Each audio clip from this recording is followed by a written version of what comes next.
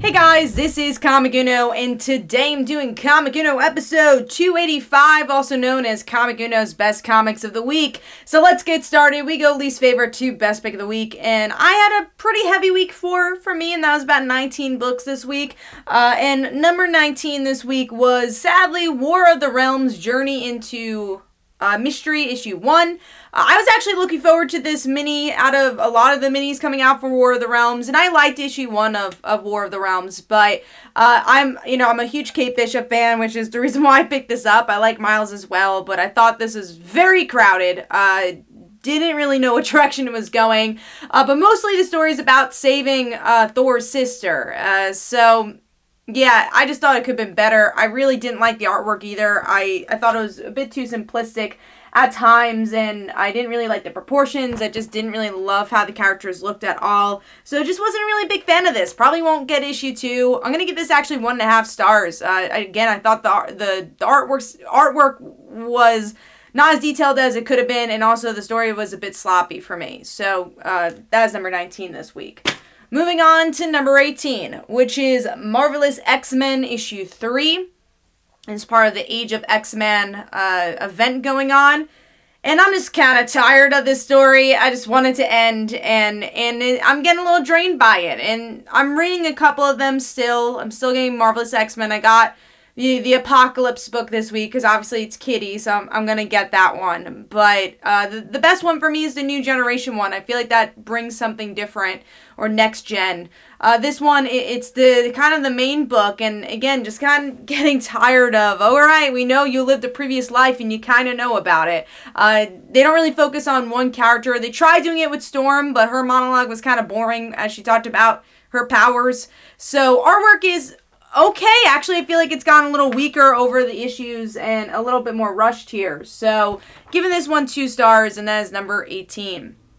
Moving on to number 17, which is The Flash, issue 68, and I've moved this book digitally because I have not really been liking the recent issues of The Flash, and that's mostly because I don't think there's a lot of movement, and what really bothers me is that they've set up so much story for really awesome stuff that just isn't paying off, because for some reason they're just not touching upon it. They only do it in their landmark issues or annuals. And I think it's because of Doomsday Clock and all these other events we're waiting for. But this series has been on a major stall. The artwork is really messy to me. I really don't like the art at all. So giving this one 2 stars. I did like the cliffhanger. It was a little weird.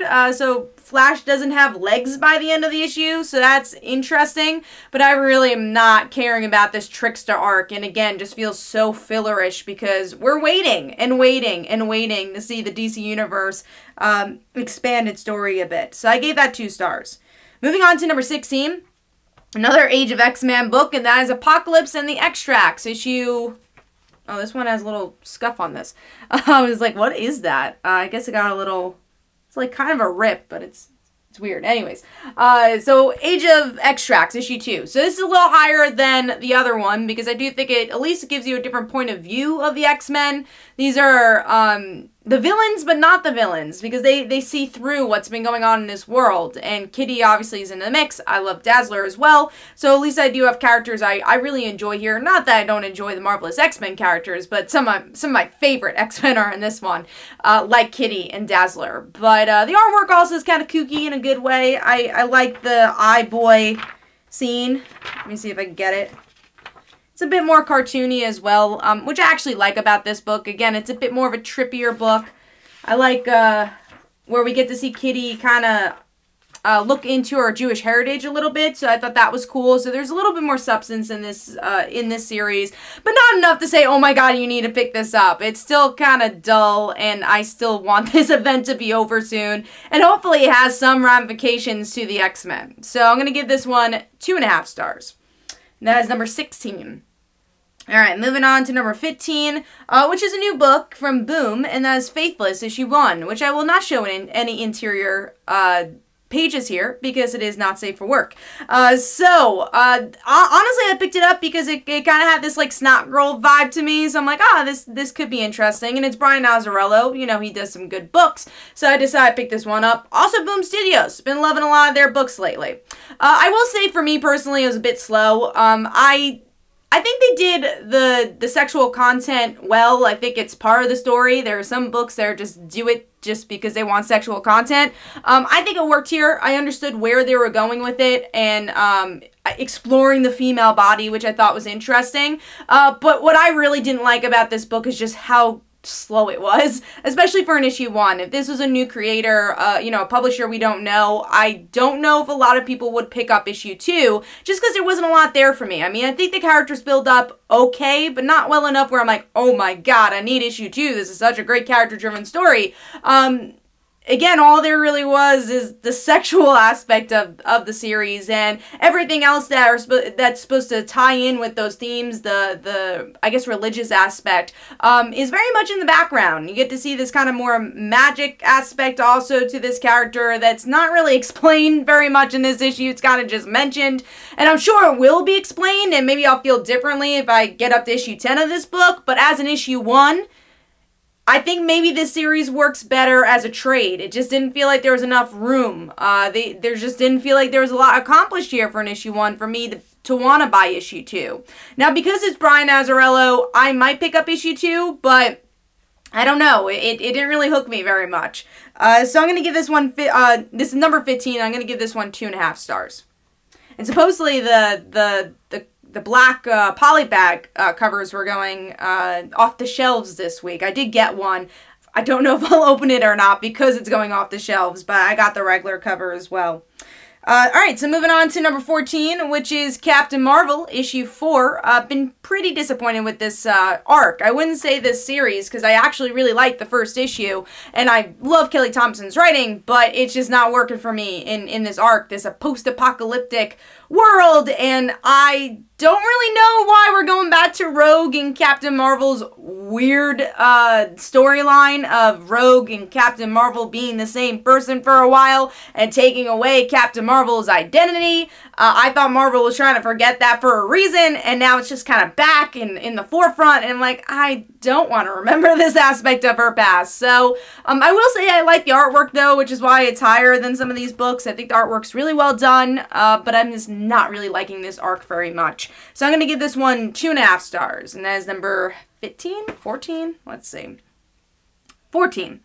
Moving on to number 13, a book I honestly just kind of got on whim after talking on Frontline Live yesterday, and that is Star Wars Age of the Rebellion, Princess Leia, issue 1. Sorry, my handwriting's really bad there. I was trying to go quick writing that. But yeah, Star Wars, I haven't read in a while, just because I was kind of getting bored with it, so I dropped it. And obviously I'm a Princess Leia fan, so I wanted to check this one out. It's okay. I don't really think it does much for the story. I think the artwork is kind of mediocre. But it was fun seeing Princess Leia as a bounty hunter and pretending, you know, not pretending, but being undercover to try to get Han Solo. So I thought that was cool, but it really didn't deliver enough where you're like, oh my god, you gotta pick this up. But obviously new reader friendly if you've only followed the Star Wars movies and you haven't been reading the comics like I have.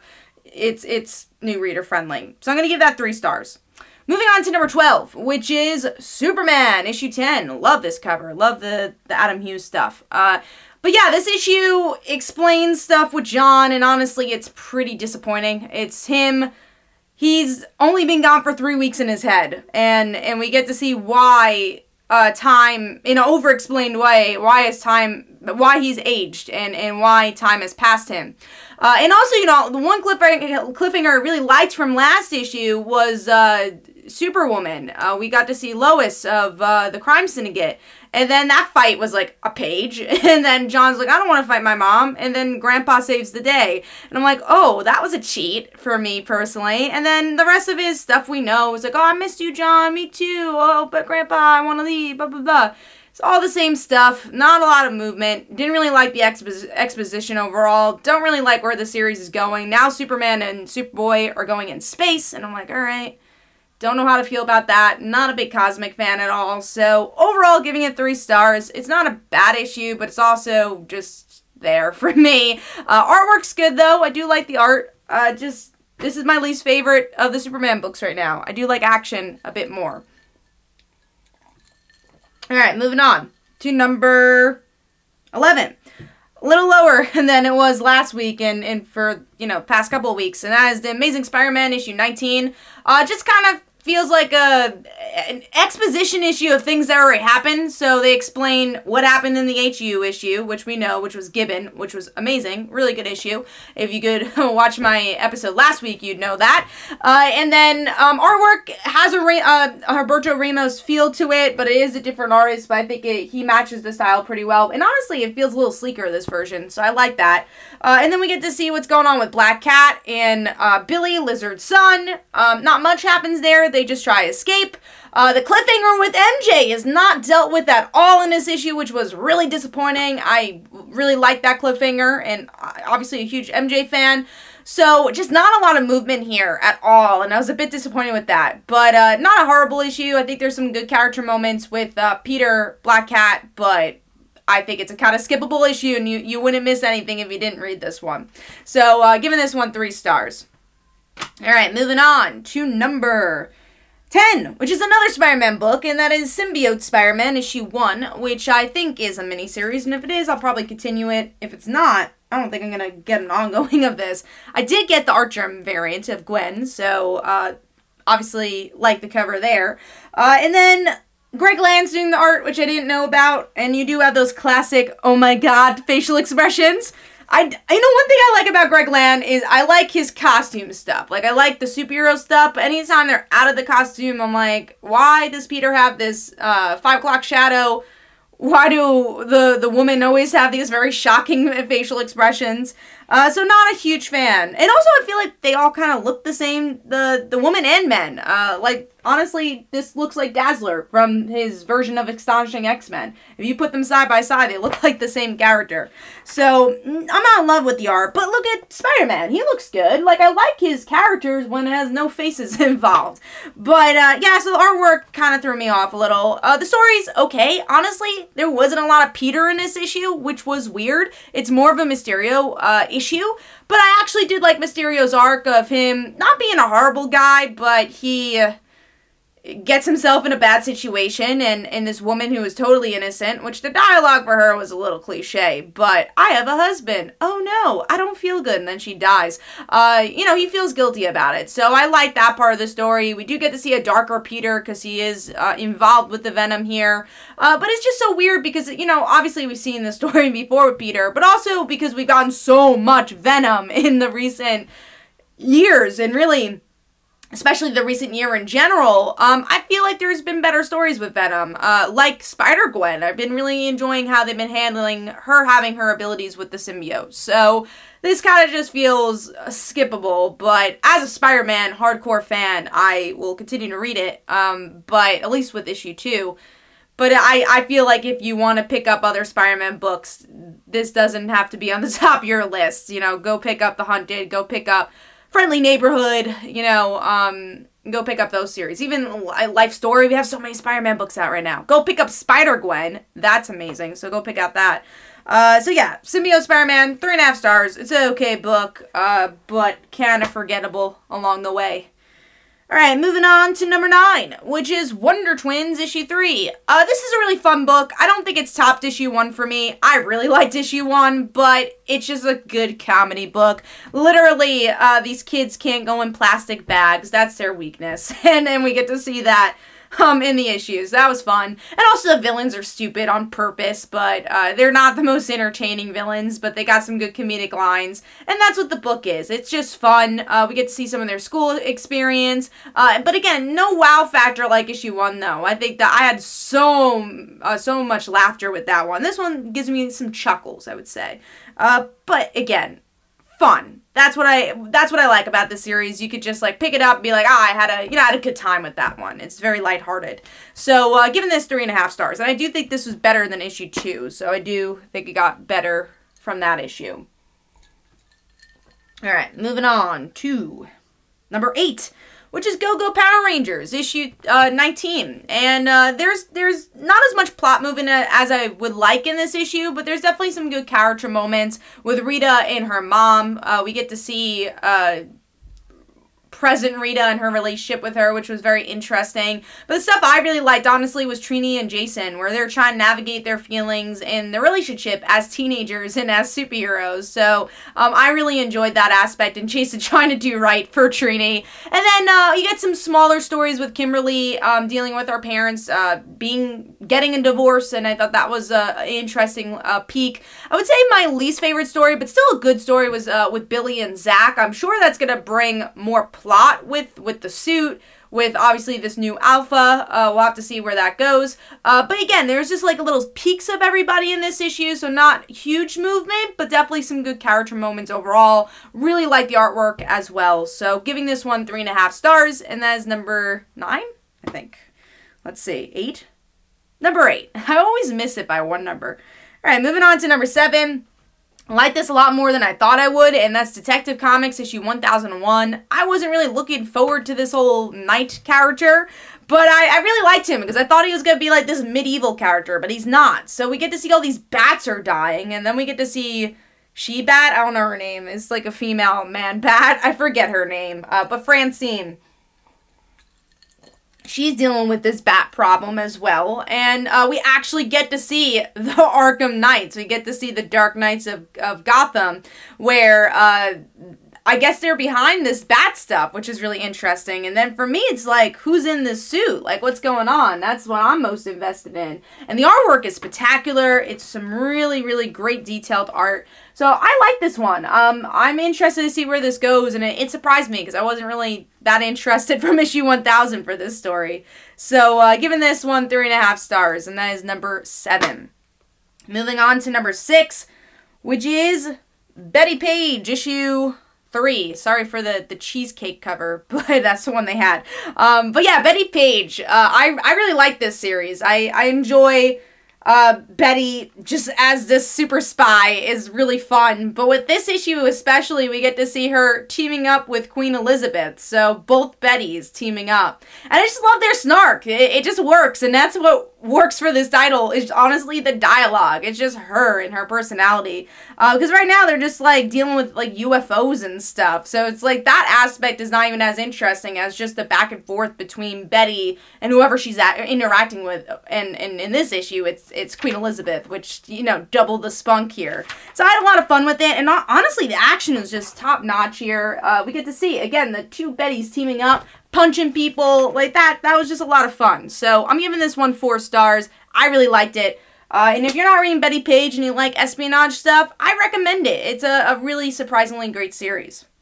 Moving on to number 5, which is Batman, issue 68. This is the bachelorette party that never happened, maybe, because this isn't Batman's dream, so who knows if this is all canon, but still the nightmare arc, guys. Still not loving it, but I did like this issue, obviously, because it was more of a one-shot, and it went back to the stuff I liked. And, you know, my favorite issue, and I think a lot of people's favorite issue of Tom King's Batman, was the double date with Lois Lane and Catwoman and Superman and Batman. So, we get to see Superman and Batman have their own party, which is horrible. It's just them looking at paintings and playing chess, and it's like, alright. This works for Batman, though. He's having fun. And we get to see Lois and Catwoman just get totally drunk and going into the Fortress of Solitude. And Catwoman realizing she has a friend with Lois. So I enjoyed it. I had a lot of fun. I do think there's some moments that are a little out of character for Lois, but she's drunk, so I forgive her. But I liked it. I had a lot of fun with them, and I wouldn't mind seeing more of their interaction. But then it reminds you of like, oh, right, we're not actually at this point in Batman. He's having a dream. So I want the dreams to be over and to get more of these type of issues where they're just fun. And character driven like they were all the issues before issue 50. So Batman issue 68 gets 4 stars, and also Amanda Connor's artwork is just awesome and really brings that comedy to the book. So it was nice to see her guest for this issue. Alright, moving on to number 4, which is X-23, issue 11. I thought this issue was a big improvement from what we've been getting, where we get to see, finally, Gabby and Laura's fighting get to a head here where Gabby is upset with what happened with the clone and Laura's point of view of it, and you get to see that tension. But also the comedy is still here too. I especially like the way some of the comedy is drawn, like Gabby putting her face towards the glass, her ripping one of the soldiers' guard, and it just falls down. So I really like the pacing of the comedy in the artwork, and overall just love the art, action wise, facial expression wise. Really enjoyed that, and I think that's what really brings it up. But yeah, I just love Gabby and Laura. I mean, look here, look at that awesome double page spread. And I like the end where Laura loses Gabby, and it's what she's used to. She's used to being alone, but at the same time, she's like, this is Gabby, you know, this is, I've grown used to also having a person. So it's really interesting seeing Laura kind of step back to what she was and how she grew up, but now losing Gabby because of her stubbornness. So I'm interested to see where this goes. I guess my only nitpick is that Gabby does act like a, you know, typical teenager. There's some cliches here, but you definitely understand why she does it. So I guess I forgive that. But X-23 issue 11 gets 4 stars. Definitely one of the better issues of the run so far. All right, moving on to number 3. And, sorry, I have ice in my mouth. Number 3 is Incredibles 2, Secret Identities, issue 1. I was really surprised by this. I've been liking the Disney books, but they haven't made my top 5. They're just, like, kind of there. And Incredibles, the last one, there's a lot of just short story stuff. I'm like, oh, where are they going with this? But here it focuses on one story and particularly one character, which is Violet, where, you know, she goes to school and she's saying, hey, like, why is this important? You know, we're dealing with all these supervillain stuff. Why do I have to learn history? And, you know, her parents are like, hey, you know, we dealt with the same thing as kids. You know, you just gotta find your hobbies. So you find something to take your mind off stuff. And she goes into acting and you're like, oh, this is the same thing. I still feel like this is not as important as being a superhero. And then she meets this girl who also has superpowers. So they're having fun and stuff, and she might not be the best influence for Violet, and she kind of realizes that because after they start training with their powers, they see a robbery, and she's like, no, let's go. Her friend said, and Violet says, okay, sure, let's leave, you know, and she has a good reason for that. And then Violet feels guilty because, you know, these people didn't just lose their money, but they lost items that they can't replace, the people at the bank and the people that put stuff in the bank. And then in the end, you find out why this new friend did that is because her dad is a supervillain, and it was the one who stole from the bank. So I really like this. I like the nice twist of the Incredibles lore here, where we get to see it from Violet's point of view, where she's not allowed to say anything about her powers, but finally meets someone like her and is adjusting to that. And I also like that it shows that the parents has had a life before their marriage. They were kids too. They had superpowers, felt like they're kids. So I enjoyed these little tidbits there. And also them just like doing stuff around the house, using their powers is always the nice thing about the Incredibles is like, yeah, they're a normal family, but also they have superpowers. And I like the twist in the end that the friend's dad is a supervillain. And honestly, she's not a bad kid either. And maybe this dad's not a fully bad person either, just doing bad things. So I'm curious to see where this goes and what this means for Violet's moral compass, seeing that supervillain superhero isn't so black and white. So I enjoyed this issue. I thought the artwork was good, and this is stuff I really enjoy about the Incredibles, and I'm glad they just did one story here, and I think it really fixed the format for me. So if you like Incredibles, definitely recommend this one. I'm going to give this 4.5 stars. I know, pretty high. It was a fun issue. Also deals with a lot of tropes I enjoy, so that's why I enjoyed the issue so much. Now moving on to number 2. Number 2 for me is Friendly Neighborhood Spider-Man, issue 5. Really emotional issue, and also different artists, which I did like. I think this was a little bit more classic, the art, definitely more detailed, so I like the artwork a lot more here. But yeah, this issue finally deals with that cliffhanger from issue 1, which is that Aunt May has cancer. Peter finds out about this and can't deal with it. He actually leaves after Aunt May says, hey, can you go to the hospital with me when I get chemo? And he says no. And then he runs out, does his Spider-Man thing, and he meets up with this kid who's homeless who steals a car and he hurts his wrist by accident. And I like that they bring up the friendly neighborhood aspect. Again, that hero and villain isn't black and white. And we get to see Spider-Man steal the car with him, so this kid doesn't get in trouble. And then he goes to Doctor Strange to get his arm fixed. So there's a lot of great just Spider-Man moments and friendly neighborhood moments that brings Peter to the realization of, I gotta be with my aunt. And then you have like the cute moment of saying, oh, your son's here. And then Aunt May says, my son?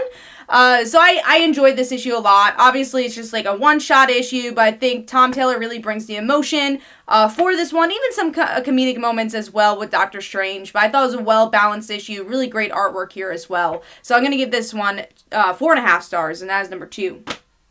All right, moving on to number 1. My pick of the week is The Unstoppable Wasp, issue 6. I've been really enjoying this series. Finally got this in print for my pull list. And yeah, I really like this book. And this issue deals with a lot of great stuff with just not Nadia, but with the other characters as well. So we get to see Nadia still dealing with her, obviously still dealing with her realization that she has bipolar disorder, and her dealing with that and going to a therapist, and Janet being there right next to her and having to tell her friends and having to mend her friendships with some of the people in her group, which I thought was really good. And I really liked a lot of the lines and what they had to say about disabilities, because one of her friends has braces, and we get to see how they could kind of relate to each other with their disabilities. So I really enjoyed that beginning. And then the other part I really liked was Ying and her girlfriend's storyline, where Janet's helping Ying, set up for this date. And we see that her girlfriend, mom, is an actress and very snooty and doesn't accept that her daughter is gay. And we get to see Ying stand up and say, oh, you can't say that about your daughter. And this really, really great scene of her standing up for her girlfriend. And then it's a nice moment between the two. So I really enjoyed that scene. It's cool that they're able to flesh out these other supporting characters besides Nadia. So I enjoyed that, and I enjoyed the whole issue, and I really liked the art. I really like Janet in this issue. Her just being the mom of everybody is just so great. And then moving into the next issue, which I hear some Young Avengers are going to be in, and Cassie's going to be in, so I'm very excited about that, is going to be the party for Nadia, because she's never had a birthday before. So I think that's going to be a really fun issue as well. And then the artwork is just so good. I really like the cartooniness of it, the brightness of it. So I had a good time with this issue. I thought it was a good follow-up to a very powerful issue with issue 5. So I'm giving that 4.5 stars, and Unstoppable Wasp has quickly become one of my favorite Marvel titles, so definitely pick that one up. Hopefully you guys enjoyed. This is Comic Uno. Definitely go follow me on Twitter and Facebook. Also go check out my comic books like Father Like Daughter and They Call Her the Dancer. And every Tuesday at 10 p.m. Eastern Time is Frontline Live, where we discuss our favorite comics and comic book news, so be sure to check that out as well. Hopefully you guys enjoyed, and I'll see you next week. Bye.